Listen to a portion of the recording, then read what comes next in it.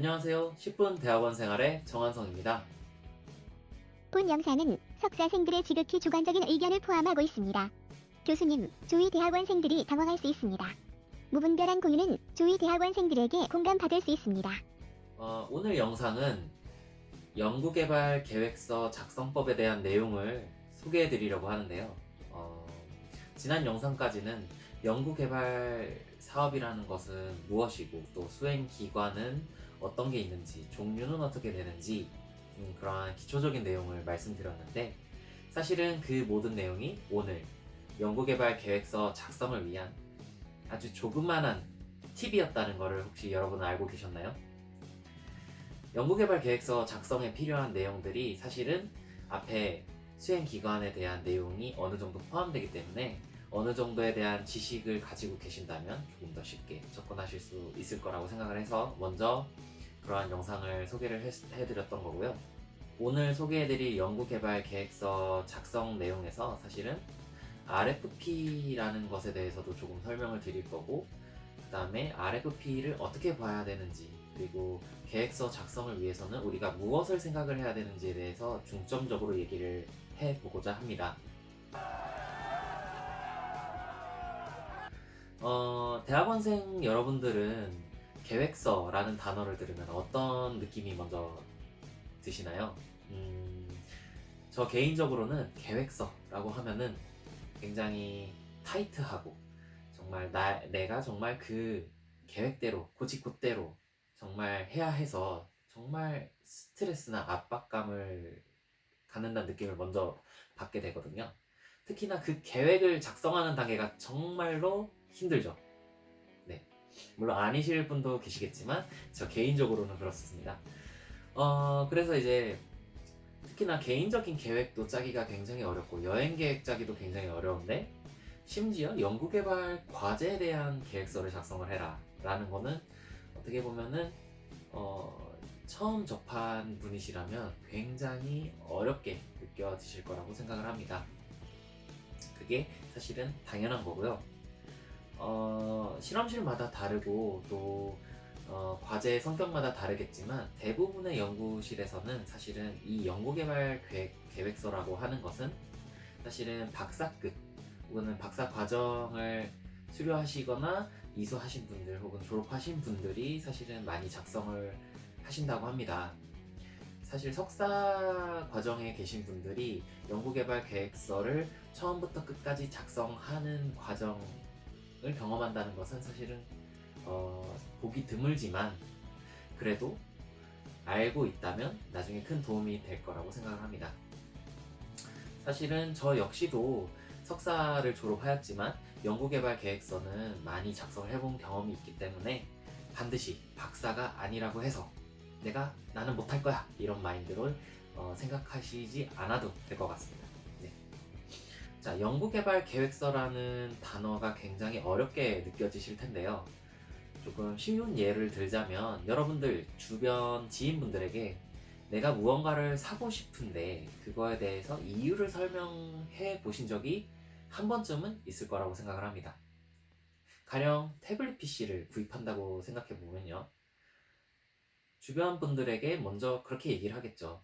나는 그 태블릿 PC가 필요한데 무엇 때문에 필요하고 나는 그걸 어디에 쓸 것이며 다른 기종들과 비교해 봤을 때 내가 사고자 하는 그 기종은 어떤 점이 좀 더 높고 가격대는 좀 더 저렴해서 내가 그거를 살 거다 라는 그런 논리를 가질 수 있겠죠. 연구개발 계획서도 똑같습니다. 어떠한 과제가 있으면은 그 과제를 달성하기 위해서 내가 하나 이런 단계를 거쳐서 내가 그 목표를 달성해 내겠다 라는 거를 글로 설명하는 거고요. 그 글을 제3자가 보았을 때 정말 현실성 있고 정말 이거를 수행하고 나서는 이 연구 개발 과제의 결과물을 통해서 정말 성과물이 대단한 게 나올 거고 정말 현실에 도움이 되고 실제 도움이 될 거다 라는 내용이 포함되어 있으면 된다는 말입니다. 굉장히 포괄적인 내용이지만 사실은 쉽게 설명하면 이렇습니다. 이 내용을 좀 더 자세히 들어가 보기 전에 우리가 그 연구개발 계획서가 어떻게 우리에게까지 오게 되고 어떻게 평가가 되는지에 대한 절차를 한번 보게 되면요. 자, 연구개발 과제가 공고가 돼서 전체적으로 어떻게 마무리되는지에 대한 전체 프로세스를 보면요. 이렇게 복잡한 내용으로 구성되어 있습니다. 제일 왼쪽을 보시면은 사실 구분란에 8가지 단계가 있는데 사업 기획, 그다음에 사업 공고 및 신청, 그다음에 과제 평가 및 선정, 연구 협약과 연구비 지급, 결과 보고 및 최종 평가, 연구비 정산까지 나와 있는데요. 사실은 저희가 그 지금 연구개발 계획서 작성에 대한 내용이잖아요. 그렇기 때문에 사실 과제 평가 및 선정부터 그 아래 단계들은 사실은 연구 과제를 이제 수행하는 단계 그리고 마무리가 되는 단계까지의 내용이기 때문에 사실 여기서는 큰 필요가 없는 내용입니다만 한 번은 참고해 주시면 좋겠고요. 이렇게 복잡한 내용들이 있어요. 근데 저희가 실제로 이제 대학원생 분들이 체감하시는 부분은 맨 오른쪽에 보시면 주간 연구 기간에 해당하는 이 부분만 있습니다.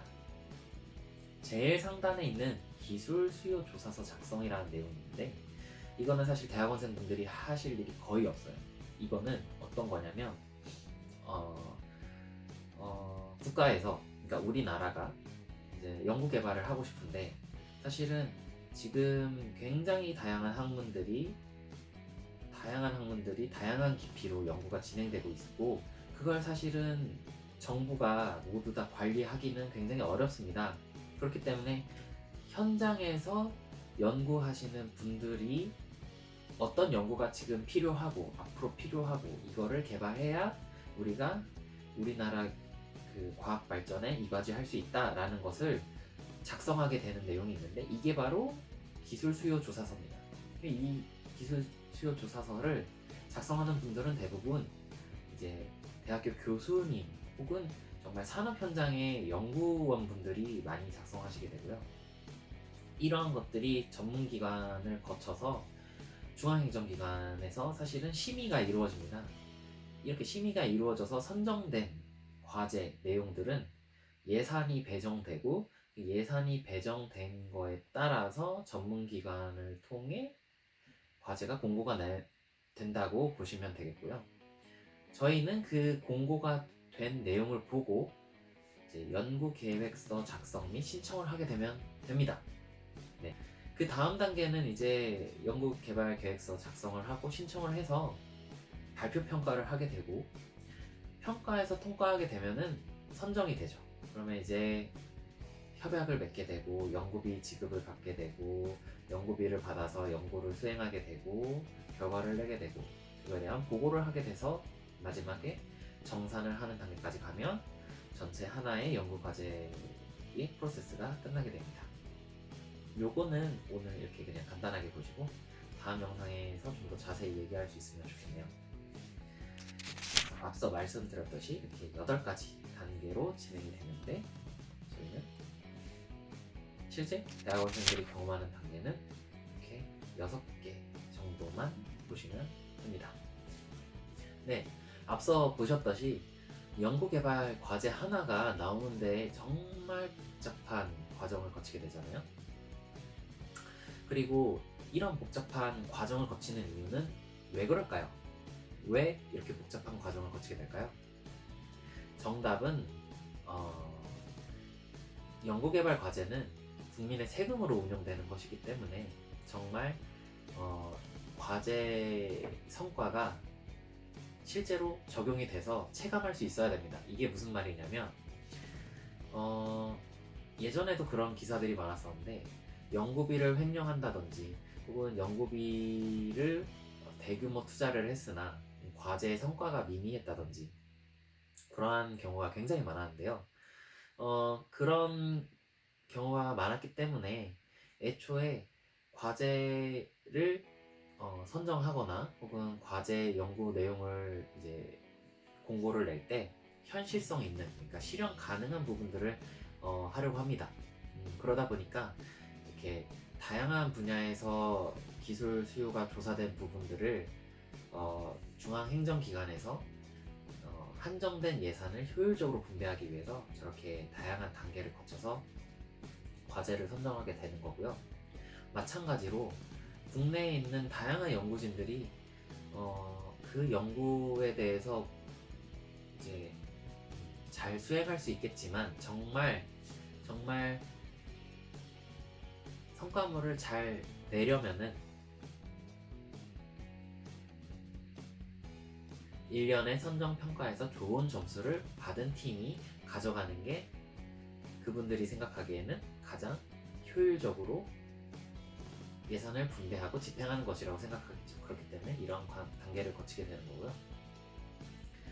그래서 앞서 말씀드렸듯이 연구개발계획서 작성이 정말 중요합니다. 자, 연구개발계획서의 포인트는 무엇일까요? 작성 포인트를 보시면은 다음과 같은데요. 연구개발 과제 선정 시의 검토 사항이라고 해서 다음과 같은 내용들이 나와 있습니다. 정말 많은 내용들이 있는데 한번 보면요. 연구개발 계획의 창의성 및 충실성, 국가 연구개발 사업의 목적과의 연계성, 연구인력과 연구시설 장비 등의 환경 수준, 그 다음에 국가 연구개발 사업으로 추진하거나 추진 중인 연구개발 과제의 중복성, 보안 등급의 적정성, 연구시설 장비 구축의 타당성, 연구개발 과제 수행의 국내외 연계 협력 가능성, 연구개발 성과의 파급 효과 등등등. 자, 이렇게 많은 내용들이 있습니다. 연구개발 계획서 하나를 작성하는데 이렇게 다양한 측면으로 평가를 하게 되는데요. 자, 지금까지 보신 내용을 보시고 대학원생 여러분들은 어떤 생각이 드시나요? 아, 이거 내가 쓸 수 있나? 내가 할 수 있는 건가? 이 정말 사람이 할 수 있는 일인가? 싶으실 겁니다. 근데 전혀 겁먹지 않으셔도 되고요. 사실은 연구개발 계획서 작성에 있어서 어느 정도의 맹점이 있습니다. 이런 여기서 말하는 적정성과 그 다음에 타당성이라고 하는 것은 얼마나 자료조사를 잘 했고 얼마나 내가 문서로 증명할 수 있는지에 따라서 충분히 소명될 수 있거든요. 그렇기 때문에 여러분들은 뭐만 생각하시면 되냐면 연구개발 계획서를 작성할 때 그 연구 과제가 정말로 목표로 하는 게 무엇이고 그 목표로 하는 걸 달성하기 위해서 나는 어떻게 접근하겠다라는 논리를 가지고 계시면 계획서 작성이 어렵지 않습니다. 못 믿으시겠다고요? 계속 설명드리도록 할게요. 자, 연구개발 계획서의 서식을 먼저 볼 텐데요. 서식을 왜 먼저 보느냐? 서식을 먼저 보아야 내가 어떤 내용을 써야 되는지를 구상할 수가 있습니다. 그렇겠죠? 뭐든지 어떤 일이든지 간에 무엇이 필요한지를 알려면은 그 한 번의 일련들의 과정들을 먼저 알아보고 먼저 생각해 보는 게 중요하다고 저는 생각을 하는데 그것 중에 하나가 서식들이나 규정을 확인하는 거거든요. 그런 서식이나 양식은 어디서 볼 수 있느냐? 지금 농림식품기술기획평가원이라고 하는 홈페이지입니다. 여기는 농림축산식품부의 연구과제들을 이제 집행관리하는 전문기관인데요. 홈페이지의 첫 번째로 보면 관련 규정 및 서식이라는 탭이 있는데 여기를 들어가게 되시면은 관련 서식들이 이렇게 나오게 됩니다. 그래서 추진 및 활용 시기를 내용을 보시면 과제 신청 시 혹은 협약 변경 시라고 해서 어떠한 용도로 사용되는지에 대한 거를 쭉 나와 있고요. 첫 번째 보시면 연구개발 계획서 서식이 먼저 나오게 되는데 이 열게 되면은 이렇게 한글 문서로 되어 있습니다. 아무래도 공공기관이다 보니까 한글 쓰게 되는데 가장 먼저 보이는 부분은 이제 개발 계획서의 표지 부분이고요. 전체 페이지는 48쪽 정도 됩니다. 그러니까 지금 아무것도 조사되지 않은 상태, 그러니까 내용이 아무것도 없는데 서식만 48페이지인 거예요, 여러분들. 48페이지니까 여러분들이 혹시 학부생 때 어떤 보고서를 제출했을 때 48페이지 정도의 보고서를 나는 작성해 보았다 라고 한다면은 대략 감이 오실 테고, 그거보다 나는 많이 써봤다 그러면 이제 어느 정도 쉽게 작성하실 수 있겠죠. 네, 해당 서식에 대한 내용을 목차로 정리를 해보면요, 네, 연구개발계획서의 표지가 나오게 되고 연구 분야 및 분류, 그리고 요약문으로 해서 크게는 연구개발 필요성, 그 다음에 연구개발의 목표 및 내용, 그 다음에 추진 전략 및 방법, 추진 체계, 그 다음에 활용 방안과 기대 효과, 그 다음에 기관 현황, 연구개발비, 그 다음에 보안 등급 및 분류 결정 사유와 이제 활용 예정인 장비 현황, 그리고 별첨 문서들이 이렇게 있습니다.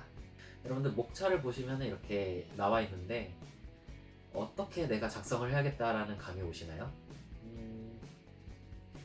저는 이 목차를 보고 항상 제 후배들도 그렇고 아는 분들에게도 말씀을 드리지만, 이 목차를 먼저 보고 제가 어떤 걸 먼저 쓸지를 결정을 합니다.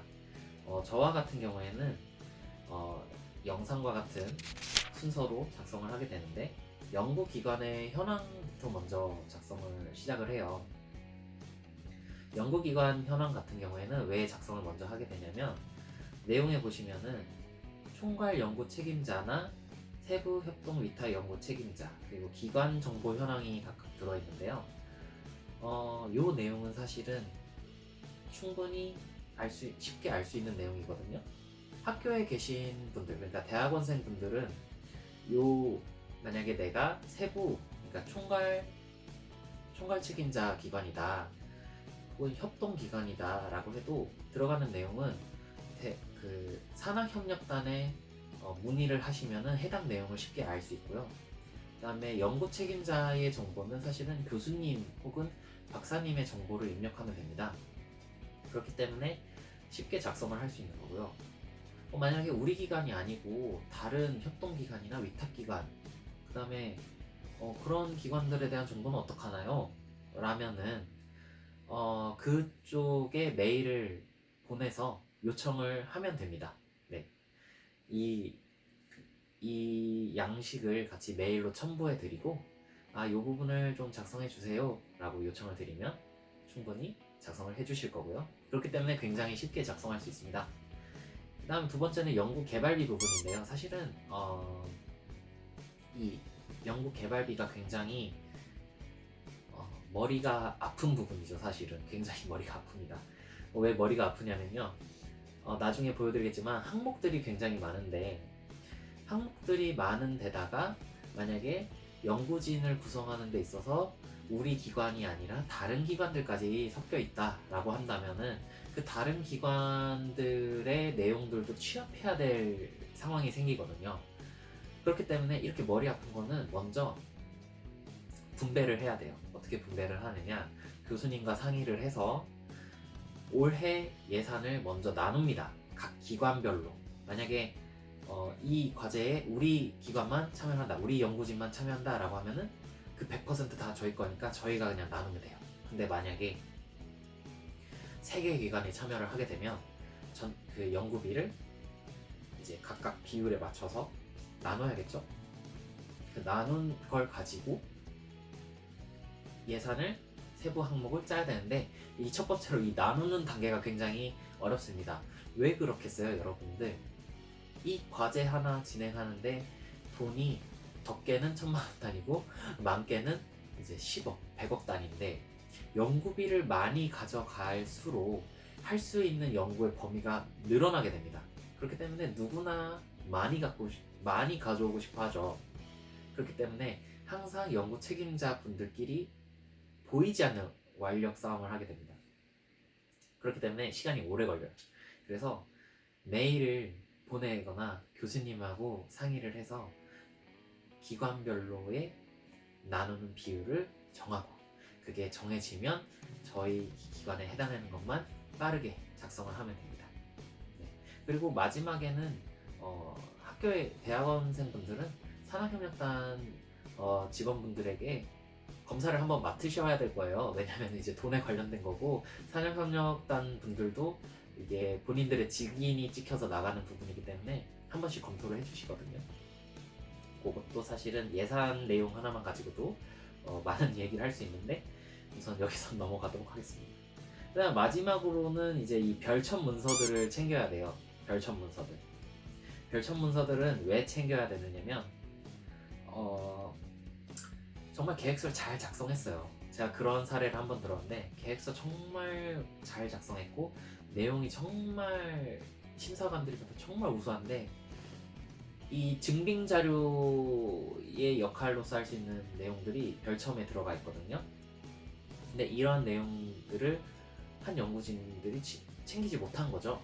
예, 안타깝게도 그 연구진 분들은 그 별첨 문서가 없었기 때문에 필수 서류가 없었기 때문에 이제 탈락하게 됐는데 이처럼 이제 별첨 문서라고 해서 안 챙기시면 안 되고 해당 사항이 있으시면 반드시 챙겨야 됩니다. 특히나 요즘에는 대학원생분들도 학생연구원이라고 해서 인건비를 이제 학생연구원분들의 통장에 직접 넣어주는 시스템이기 때문에 개인정보 활용에 대한 동의서라든지 나중에 협약을 하게 되면 통장 사본 같은 것들이 정말 필요하게 되거든요.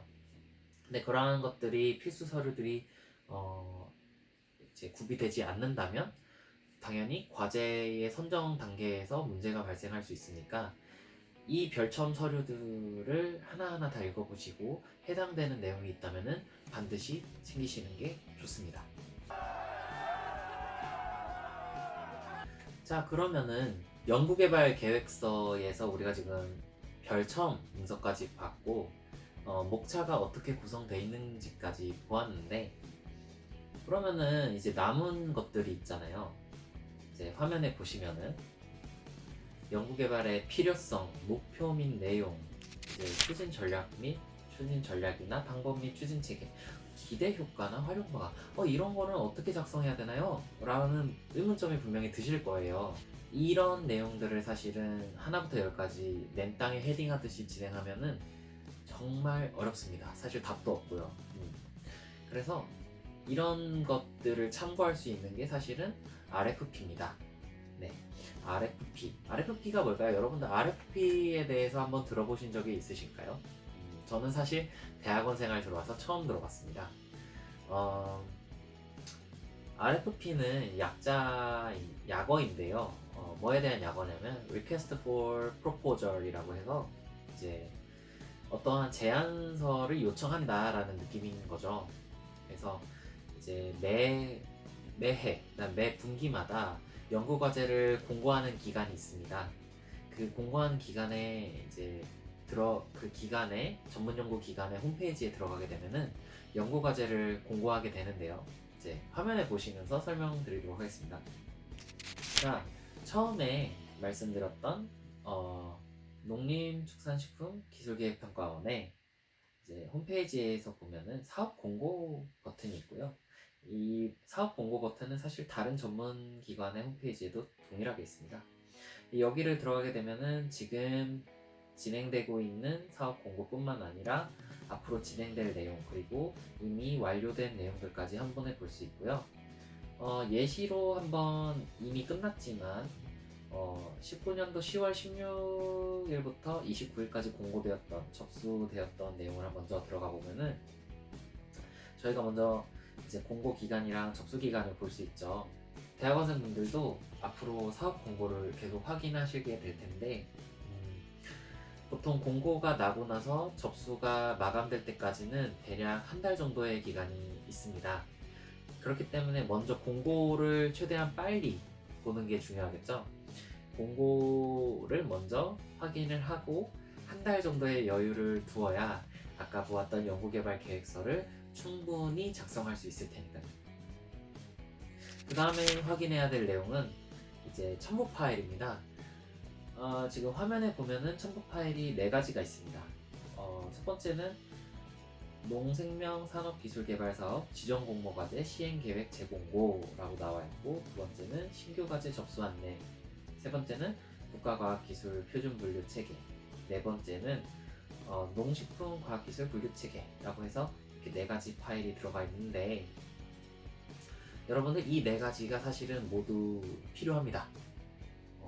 하나부터 열까지 모두 다 읽을 필요는 없지만 이 네 가지가 다 필요한 이유는 이 연구개발 계획서를 작성하기 위한 안내가 이 네 가지 파일에 각각 들어있는 거거든요. 그렇기 때문에 하나하나 볼 필요가 있는데 여기서 지금 눈에 띄는 단어가 하나 있어요. 지정공모과제라는 단어가 있습니다. 지정공모과제. 연구개발 과제라고 하면 다 연구개발 과제라고 표현할 줄 알았는데 지금 지정공모과제라는 내용이 나왔어요. 지정공모과제라는 말은 무엇이냐면 이미 주제와 목표와 필요성 그리고 이제 성과물까지 어느 정도 요구되는 사항들이 결정된 내용입니다. 그러니까 뭐 예를 들어서 제가 노트북을 만든다고 하는데 이 노트북의 화면은 크기는 어떻고 키보드의 모양은 어떻고 성능은 어떻고 가격대는 어떻게 할 거야 라는 게 이제 대략적으로 생각이 되어 있다면 이거는 지정공모 과제의 성격을 가지고 있는 거죠. 그러면 이 지정공모 과제와 다른 내용도 있습니다. 바로 자유응모 과제인데요. 자유응모 과제는 무엇이냐면 앞에 자유자가 들어있잖아요. 말 그대로 이거에는 주제도 정해지지 않고 뭐 목표도 정해지지 않고 그렇다고 이제 성과물에 대해서도 그러니까 결정되어 있지 않아요. 누가 결정하느냐? 신청하는 연구진들이 결정하는 겁니다. 그러니까 정부에서 뭐 지정된 과제들만 수행하게 되면은 사실은 학문의 다양성도 좀 떨어지게 되고 본인들이 생각하지 못한 부분에 대한 연구는 진행되지 못하니까 그런 부분들을 메꾸기 위해서 현장에 있는 연구진들이 현재 진행되지 않고 있는 부분에 대해서 자유롭게 응모를 해라. 그리고 정말 그게 정말로 필요한지 우리에게 설명을 해주면 예산을 지원해 주겠다라는 느낌을 자유응모 과제입니다. 대부분의 RFP는 사실 지정공모 과제에 많이 나와 있어요. 자유응모 과제와 지정공모 과제라는 그런 내용이 있다라는 것도 참고를 해주시면 좋겠고 어쨌든 여기서 이제 RFP를 한번 확인해 보도록 하겠습니다. 이 RFP는 이렇게 생겼어요. 네. 물론 이제 전문기관마다 양식이 조금씩 다를 수는 있는데요. 공통적으로 들어간 내용들은 다음과 같습니다. 먼저 과제명과 과제 개요가 있는데요. 저희가 여기 과제명과 과제 개요에서 먼저 확인해야 될 거는 연구기관과 그 다음에 이제 총 정부 출연금 내용 그리고 기술 분류 내용인데요. 이제 연구기관이 왜 중요하냐면 이제 연구기관도 짧게는 몇 개월에서 길게는 5년에서 10년 정도의 중장기적인 그런 연구들도 있습니다. 그리고 대학원생분들 대부분 2에서 3년 정도 이제 혹은 박사 과정 하시는 분들은 5에서 6년 정도 하시잖아요. 그렇기 때문에 사실은 여러분들의 과제를 경험할 수 있는 그 기간 그리고 여러분들의 인건비를 챙겨줄 수 있는 그 기간 굉장히 중요합니다. 그래서 교수님들도 사실은 이 연구의 기간이라든지 이 연구비에 대해서 좀 굉장히 민감해 하세요. 어떤 연구 과제 같은 경우에는 정말 짧은 기간에 정말 적은 예산으로 정말 많은 성과물을 요구하거든요. 그런 경우에는 사실은 걸러야겠죠. 그런 내용들을 사실 이 모든 것들을 RFP에서 확인할 수 있는 겁니다. 그렇기 때문에 지금 현재 나와 있는 출연금과 연구 기간을 통해서 대략적으로 어느 정도의 성과를 낼 수 있겠구나 혹은 내야 되는구나를 예상할 수 있습니다. 다음으로 확인해야 될 거에 이제 기술 분류라고 말씀드렸는데 이 기술 분류라는 거는 본인의 전공에 이 과제가 정말 해당되는지 그거를 말을 하는 거고요. 예를 들어서 이제 생명공학을 전공한 연구진들이 갑자기 기계를 만든다 라고 한다면은 타당하지 않겠죠. 그 과제에 지원하는 것 자체가 기계적인 지식이 없는데 어떻게 기계를 만드는 과제에 지원할 수 있겠습니까? 그런 것처럼 연구진들은 과제명을 보고도 어느 정도 유추를 할 수 있겠지만 이 기술 분류를 가지고 본인의 전공 분야에 정말로 적합한 내용인지 한 번 더 확인해 볼 필요가 있습니다. 그 다음으로 볼 내용은 이제 연구 목표와 연구 내용인데요. 이거를 구조적으로 잘 보았을 때는 연구 목표를 달성하기 위해서 이렇게 두 가지 주제가 필요하고, 그 두 가지 주제를 달성하기 위해서는 그 아래에 소주제들이 필요할 거야 라는 거를 지금 연구 신청을 하는 사람들에게 설명하고 있는 거죠, 여러분들. 그러면은 아까 목차에서 보았던 연구 과제의 추진 전략, 방법, 체계에 대한 내용을 마찬가지로 끌어낼 수 있습니다. 네, 물론 어느 정도 요 해당 부분에 대한 전문 지식이 당연히 있어야겠죠. 하지만 구조적인 내용을 먼저 안다면 당연히 추진 방법과 체계, 일정을 짜는 것도 그렇게 어렵지 않을 것입니다. 그 다음으로 정말 중요한 거 있어요. 마지막. 이 마지막이라고 해서 여러분들 그냥 넘어가실 수 있는데 정말 중요합니다. 연구팀의 구성 요건과 이제 목표성과 창출에 대한 내용인데요. 아까도 말씀드렸죠. 정말 적은 예산으로 짧은 기간에 많은 성과를 요구하는 경우도 있다고요. 화면에 있는 RFP에서는 다행히도 그렇게 요구하지는 않는데, 예를 들어서 교수님이 어떤 분야에 정말 전문가시고 실적도 굉장히 많으신데 대학원생이 적어요.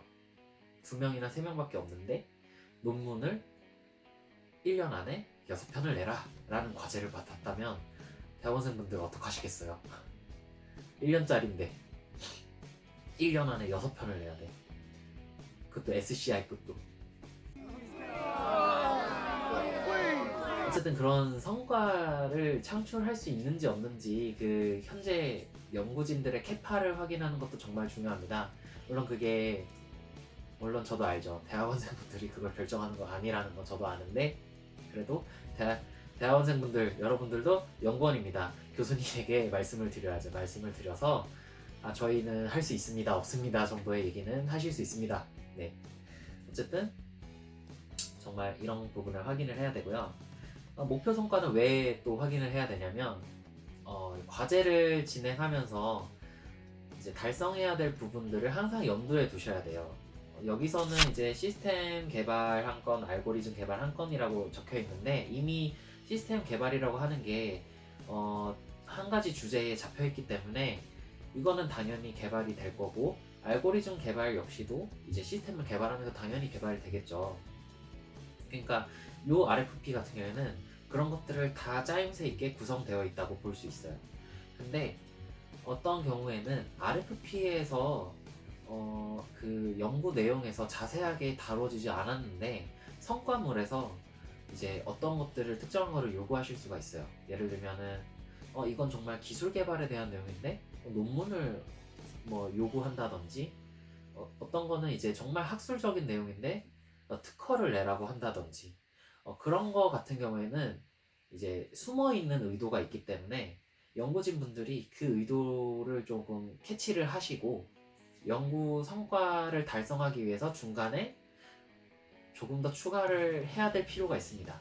네, 그렇기 때문에 성과에 대한 확인이 정말 중요합니다. 그리고 연구팀의 구성 요건도 정말 중요한데요. 여기서 보면은 이제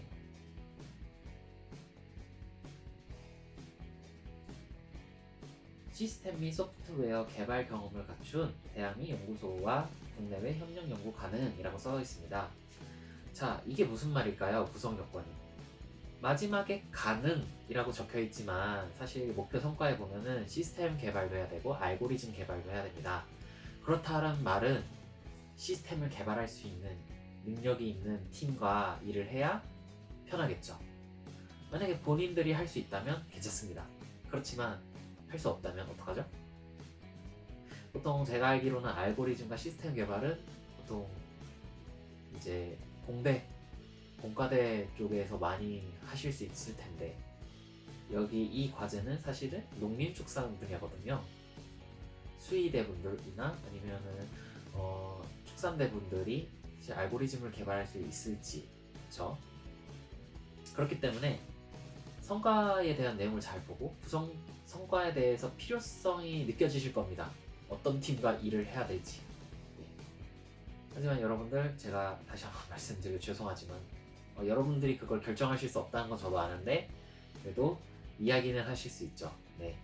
교수님이 갑자기 야 너네가 할 수 있지 않냐, 너네가 알고리즘 배워서 할 수 있지 않냐 라고 말하시면 여러분들 아니요 저희는 못하고 저희가 할 수 있어도 퀄리티가 낮을 수 있기 때문에 어느 업체랑 끼어서 해야 되는 게 맞는 것 같습니다 라는 강력한 건의를 하셔야 합니다 여러분들. 그래야 여러분들이 편해요. 10분 대학원 생활.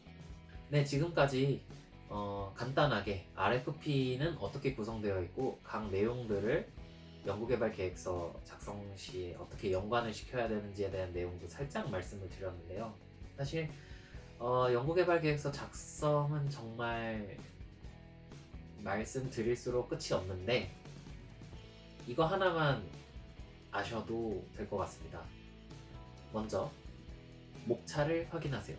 목차를 확인하시고 내가 지금 당장 작성할 수 있는 부분과 없는 부분으로 구분하세요. 두 번째, RFP를 확인하시고 RFP에서 연구 내용의 구조를 먼저 확인하시면은 남은 부분, 그러니까 지금 작성할 수 없었던 부분에 대한 작성의 팁을 얻으실 수 있을 겁니다. 그러면은 나머지 분들은 어떻게 하느냐? 지금 먼저 작성할 수도 없었고 RFP로도 작성할 수 없었던 그 부분은 어떻게 하느냐? 그거는 다음 시간에 알려드리도록 하겠습니다. 네, 지금까지 10분 대학원 생활의 정한성이었습니다. 감사합니다. 다음 영상도 기대해주세요. Everybody ask me how I know. I smiled at them and said she told me so.